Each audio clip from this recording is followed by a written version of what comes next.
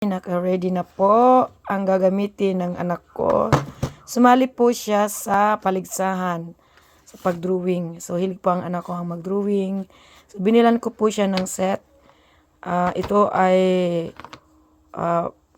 pang kulay po sa watercolor. Yan, watercolor po ito.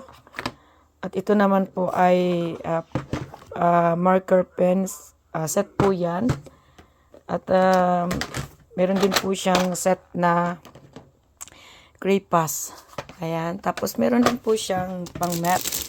May brush na rin po. Ayan. Kumplito po yan. May maliit, may malalaki.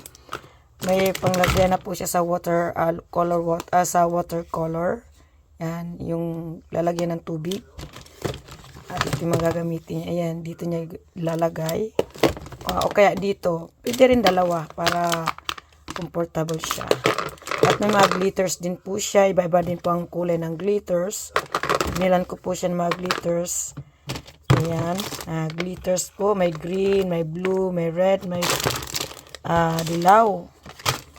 So, binilan ko na rin po siya ng pen. Pang marker. Ayan. Ayan, set po siya. So, ready na. Sana ay manalo siya. Fighting!